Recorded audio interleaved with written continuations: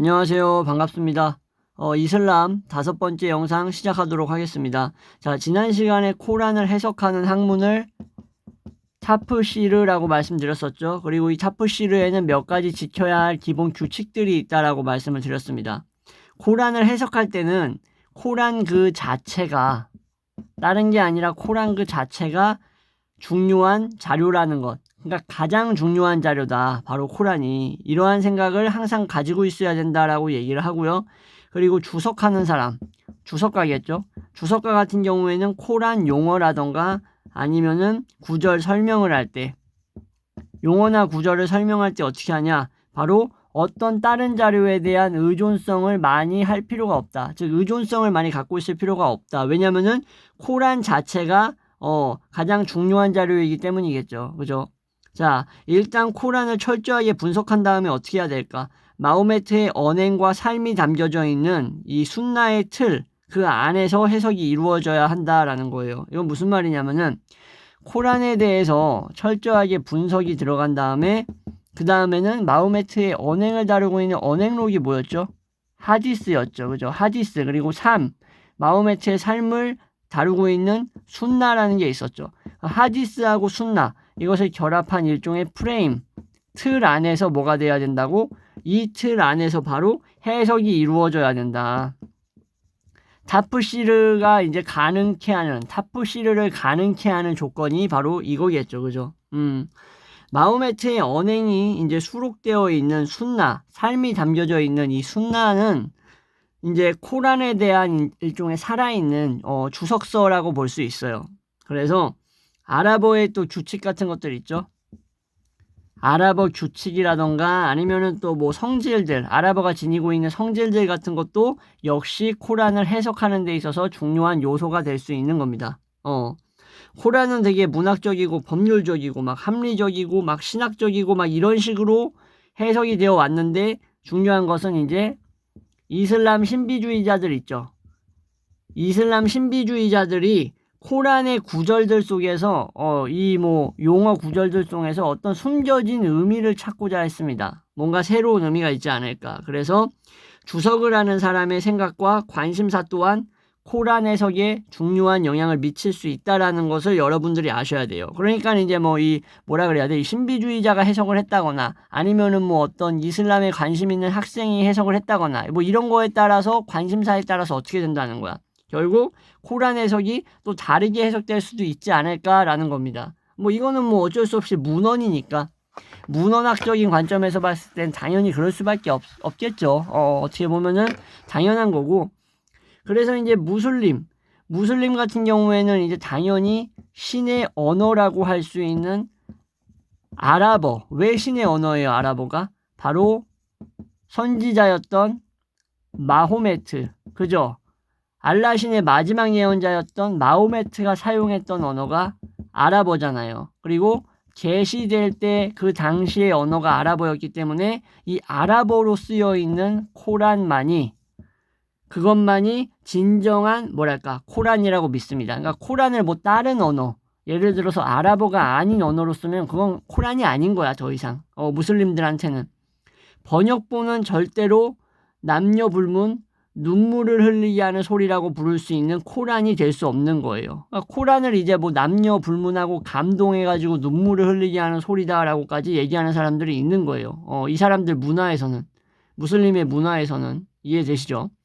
자, 조화로운 음의 부재, 그죠? 그리고 번역본 같은 경우는 뭐 어떤 이런 리듬감 같은 것들을 살릴 수가 없겠죠. 그래서 코란에 담겨 있는 어떤 유기적인 낱말의 뜻이라던가 아니면은 뭐겠어요.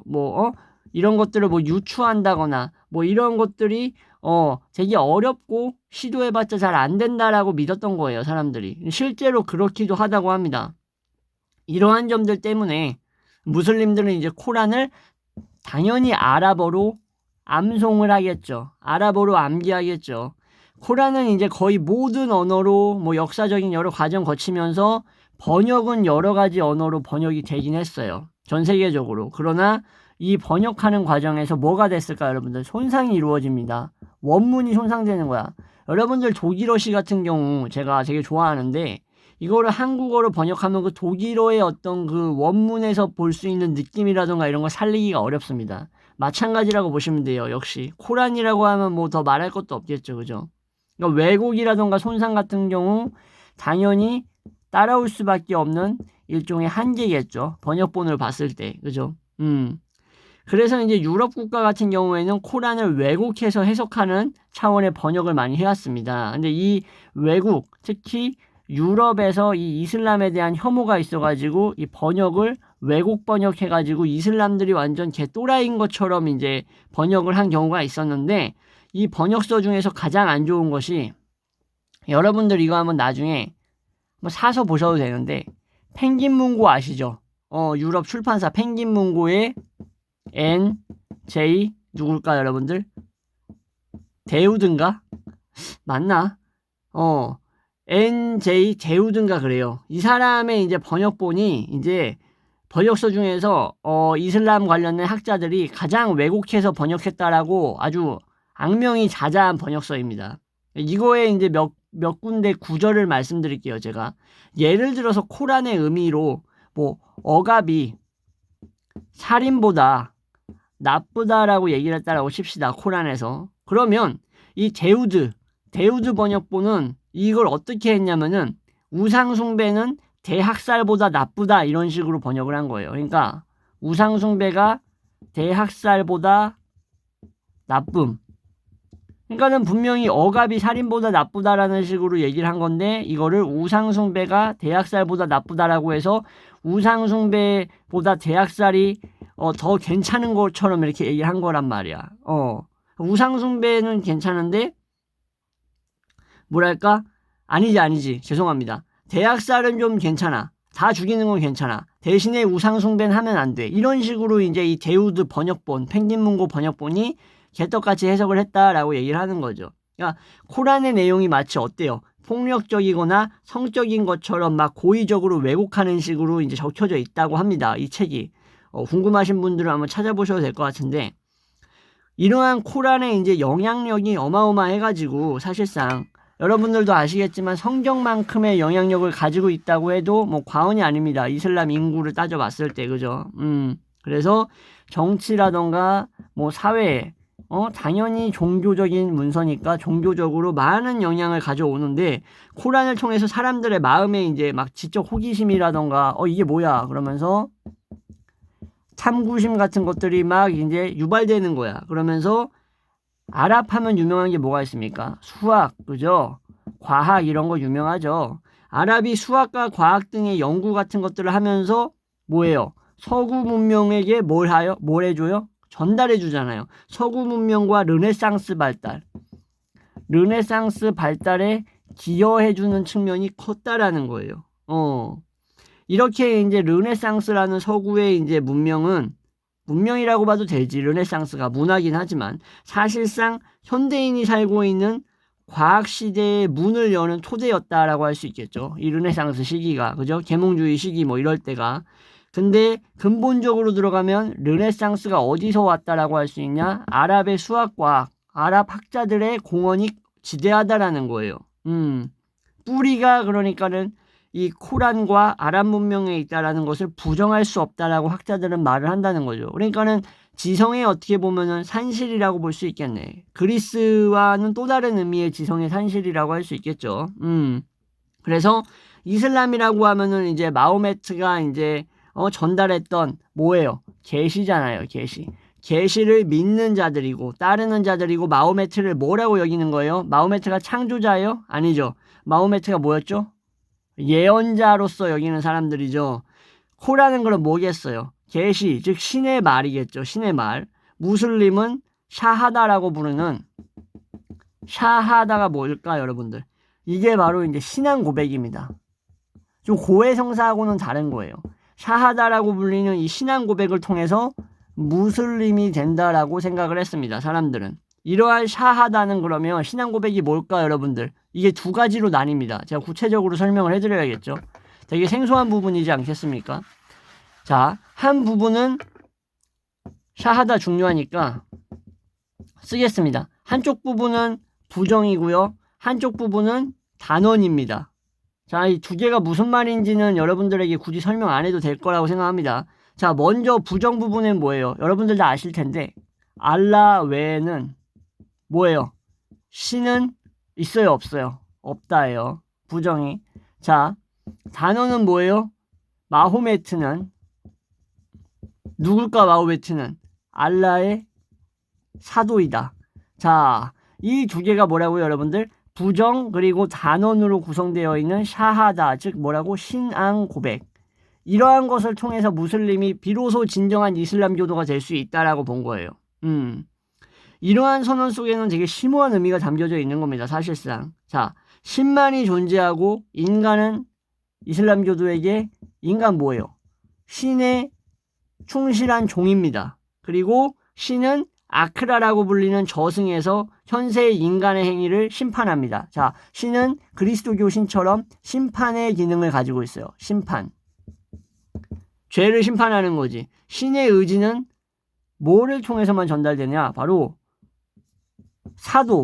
사도에 의해서만 인간에게 전달돼요. 뭐가? 신의 의지가. 그러면 어떻게 돼요? 신을 믿는 자들은 계시, 즉 신이 내린 책들이나 그 말을 믿어야 되고 신의 사도들을 믿어야 돼요, 안 믿어야 돼요? 믿어야 된다라는 결론이 도출되는 거죠. 자, 모든 종족과 국가에 내린 사도들 가운데 맨 마지막 사도가 누구라고요? 얘네한테 마호메트다. 그러므로 신은 마호메트에게 예언을 내린 거죠. 그죠? 그래서 예언을 봉인한 거죠, 마호메트에게. 그래서 계시의 모든 과정이 마호메트에게서 끝난 거예요. 그래서 신은 천사를 통해서 예언자 마호메트에게 뭘 전달한 거예요? 메시지를 전달한 거다라고 보시면 됩니다. 이게 이제 정확한지는 잘 모르겠지만 저는 정확한 거라고 생각을 하는데, 그 그리스도교에서 성모 마리아한테 너 구세주를 임신했다라고 얘기해서 내려오는 천사 이름이 누구예요, 여러분들? 아시는 분들 그래도 좀 지성이 있는 분이야. 가브리엘이죠. 자, 그러면은 알라 신이 마호메트를 마지막 예언자로 삼아서 자신의 메시지를 내려보낼 때 천사를 통해서 내려보냈다고 하는데 그 천사가 누굴 것 같아요? 가브리엘입니다. 그럼 뭐야 도대체? 가브리엘은 뭐 두탕 뛰는 건가? 뭐 야간 주간 알바하는 건가? 막 이런 느낌이죠. 이건 개소리고. 자, 아무튼 간에, 자, 그래서 이제 무슬림은 이러한 사실들을 뭐라고 믿어요? 팩트라고 믿는 거야. 거짓이라고 생각을 절대 안 한다. 무조건적으로 사실이라고 믿는다라는 거죠. 이해하시겠죠? 자, 이슬람의 세계관에 대해서 좀 말씀드리고 다음 영상에서 이어서 할 건데, 처음에 부정이었죠. 알라 이외에 뭐였어요? 신 없어. 이게 뭐라고요? 샤하다. 그죠? 샤하다. 세계관은 알라 이외에 신이 없다라는 거였는데 이게 타우히드라고 불립니다. 타우히드. 뭐라고요? 이게 아랍어로 타우히드라고. 부정 부분이죠. 부정 부분. 샤하다의. 자꾸 이게 잘리냐? 샤하다의 부정 부분. 이것이 무슬림의 삶이라던가 우주 그리고 모든 다른 것에 대한 이슬람의 총체를 의미한다라고 보시면 됩니다. 신이 하나죠. 유일신이죠. 그래서 그들은 모두 결국 하나인 거예요. 그들이 누구야? 인간은 다 똑같아. 동등한 거야. 그러니까 좀 독특한 의미로서의 평등이에요. 신의 절대성, 신의 우월성 때문에 자동적으로 생겨나는 파생적인 인간의 동등성인 거예요. 이해하시겠죠? 자, 인간은 신에 의해 창조된 것이기 때문에 뭐 종족이고 빈부, 격차, 뭐 권력, 성별, 나발이고 뭐고 간에 다 그냥 다 인간 평등해요. 이슬람이 봤을 때. 그러니까 인간은 동등하고 평등해. 왜냐면은 신은 하나고 신의 우월성으로부터 파생된 열등성이기 때문에 당연히 인간은 동등하겠지. 뭐 앨런 머스크건 저기 뭐야 옛날에 오사마 빌라덴이건 바이든이든 뭐 트럼프든 다 동등하단 말이야. 윤석열이든 이재명이든 간에. 자, 무슬림은 모든 인간이 동등하다는 점에서는 결코 타협하지 않습니다. 자, 이거는 저는 되게 괜찮다고 생각을 해요. 시사하는 바가 커. 이런 부분에 있어서는 좀 뭔가 배울 점이 있는 거죠. 그리고 세상 만물은 뭘까요, 여러분들? 세상 만물도 역시 다 소유가 누구예요? 신의 소유예요. 그렇기 때문에 어느 누구도 세상 만물에 대해 권리를 함부로 이렇게 요구할 수가 없어요. 뭔 소리냐? 우주와 자연에 대한 어떤 뭐랄까 자원들 있죠. 이런 것들, 땅, 산 이런 것들은 인간 게 아니라는 거야. 그럼 여러분들이 이렇게 됐을 경우에 어떻게 되겠어? 무분별하게 산림을 훼손한다던가 동물을 막 학대하거나 이러면 돼요, 안 돼요? 이슬람에게 있어서. 응? 안 되지.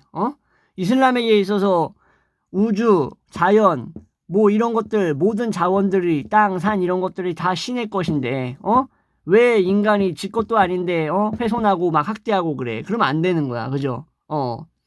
그렇기 때문에 어느 누구도 내가 더 가지겠다고 주장할 수 있는 어떤 그런 권리는 없는 거예요. 그러니까 뭔가 사유재산을 부정하는 약간 사회주의 냄새도 나긴 하죠. 근데 좀 사회주의랑은 좀 다른 느낌으로서 뭔가 좀 이롭게 사용될 수 있는 어떤 그런 가능성이 보이죠. 자, 근데 이 부분이 여러분들 재밌는 게 프로테스탄트 윤리와 아주 상반되는 부분입니다. 여러분들 막스 베버의 이 프로테스탄트 윤리와 자본주의 정신이라는 이 아주 대명저, 그죠? 사회학 명저가 있는데 여기서 뭐라고 얘기합니까? 베버가 프로테스탄트의 예정설을 얘기하죠. 예정설 뭐예요? 너가 구원을 받을 수 있는 인간인지 아닌지는 이미 예정되어 있는 거야. 그러면 이 예정되어 있다는 증표를 어떻게 확인해요? 그것은 바로 현생에서 뭐 하는 거야? 현생에서 부를 축적하고 성공을 이루어내면 이것이 곧즉 증표이다. 뭐의 증표? 너가 선택받은 인간, 구원이 선택된 인간이라는 증표라고 누가 얘기했어요? 장 칼뱅이 얘기했죠. 그죠? 이러한 예정서를 따르고 있는 게 바로 누구예요? 현대 개신교도들이죠. 기독교 한마디로. 그죠? 이러한 프로테스탄트들은 그래서 부를 축적하는 사유재산에 대해서 어떻게 생각할까? 너무 당연한 거야. 적극적으로 부를 쌓아야 되는 거야. 아이씨, 내가 부를 못 쌓으면 나는 선택받거나 천국에 갈 놈이 아니네. 나 지옥불반도에서 불타 뒤질려나? 막 이렇게 막 불안에 떨면서 걱정을 하면서 돈을 벌려고 발버둥을 친단 말이야. 성공하려고. 부의 축적이 성공이기 때문에. 그래야지 내가 예정된 인간이라는 걸 증명하는 거기 때문에. 자, 그러면 방금 말씀드렸던 이슬람이랑 뭐가 달라요? 엄청나게 다르지. 모든 것에 대해서 인간은 절대적인 권리 없고 천연자원, 땅, 자본 같은 것들도 다 뭐예요? 신이 인간에게 다 나눠준 건데 왜 네가 더 가지고 내가 더 가지고 하고 지랄하고 싸우는 게 우스꽝스러운 모습이란 말이에요. 근데 프로테스탄트는 내가 더 가져야 돼. 내가 더 가져야지 내가 구원받을 놈이라니까. 그러면은 뭐예요? 프로테스탄트 개신교 논리하고 이슬람은 상충될 수밖에 없어. 그래가지고 기독교하고 이슬람하고 그렇게 조상은 같은 걸로 하는데 개지랄하면서 맨날 싸우는 건가? 자, 아무튼 남자든 여자든 자연을 창조하는 존재는 아니죠. 그죠? 그러니까는 자연을 더 많이 가질 수가 없는 거예요. 이 논리가 이해되시죠? 이슬람의 논리가. 자, 이슬람은 창조자인 신과 피조물인 인간 사이에 뭐가 있는 거예요? 상하관계가 분명하게 있어. 긴밀하고 직접적인 상하관계를 지닌다. 자, 이슬람에서는 신과 인간 사이에 이게 중요한 특징인데 매개체가 없어요, 여러분들. 자, 뭐예요? 매개체는 교회가 될 수도 있고 성직자가 될 수도 있죠. 가톨릭에서는 교회와 성직자의 권위가 어때요? 아주 어마어마하지. 정통 로만 카톨릭에서는 이 교회 성직자의 이 뭐랄까 중재라고 해야 되나? 꼽사리가 없으면은 천국은커녕 출입구도 못 들어갈 정도로 아주 그냥 이 사람들의 권위가 어마어마했단 말이야. 기득권이 지렸다고. 기득권이. 근데 이슬람의 가장 큰 특징은 알라와 인간 사이에 매개체 있다 없다? 없다. 그러면 교회 성직자 이런 거 필요해요? 필요 없어요? 필요 없다라는 거야. 신은 그냥 절대적인 존재니까 피조물들 다 그냥 똑같아. 그리고 제시만 한 거야. 예언자를 통해서. 예언자는 그냥 감사한 인간이야. 예언자가 무슨 인간을 신에다가 데려다주는 셔틀버스가 아니라고. 셔틀버스가. 이 가톨릭은 교회하고 성직자가 셔틀버스야. 근데 이런 게 없다니까. 자, 그래서 사원이라는 것이 있지 않아요? 잔독자님? 아니 모스크 사원 같은 거 있잖아요. 이슬람에. 사원 있잖아요. 사원이 교회 아닙니까? 여러분들 이거 사원 교회 똑같다고 생각하면은 여러분 어디 가서 무식하다는 소리 듣습니다. 사원은 교회가 아니에요. 정말 중요합니다. 이슬람에서. 사원은 교회가 아니다. 이게 가톨릭하고의 차이입니다. 자, 사원은 그냥 신에게 그냥 예배하는 곳이지 거기에 가야지만 내가 뭔가 변화를 일으킬 수 있는 게 아니라는 거예요. 이슬람의 세계관이었던 타우히드가 뭐였어요? 방금 제가 말씀드렸던 거. 알라 이외의 신은 없다라는 거야. 유일신을 그냥 대놓고 못 박아놨죠. 그죠? 이것으로부터 여러분들 타우히드로부터 4가지 핵심적인 뭐라고 해야 될까요? 교리라고 해야 되나? 핵심 기둥이라고 하겠습니다. 4가지 핵심적인 기둥이 나온다. 어디서? 타우히드. 타우히드가 뭐라고? 알라 이외에 신은 없다라는 샤하다의 일부분. 신앙 고백의 일부분이라고 했죠. 부정을 담당하는 부분. 부정과 단원 중에 부정을 담당하는 부분이었죠. 이 타우히드의 알라 이외에 신은 없다라는 부분에서 4가지 핵심 기둥이 나오는데, 자, 이 무슬림의 영적이고 헌신적인 삶 자체가 사실상 이 4 기둥을 바탕으로 해가지고 이루어집니다. 자, 그래서 이 4 기둥이 무엇인지에 대해서는 다음 영상에서부터 첫 번째부터 설명을 하도록 할게요. 네, 지금까지 시청해 주셔서 감사합니다.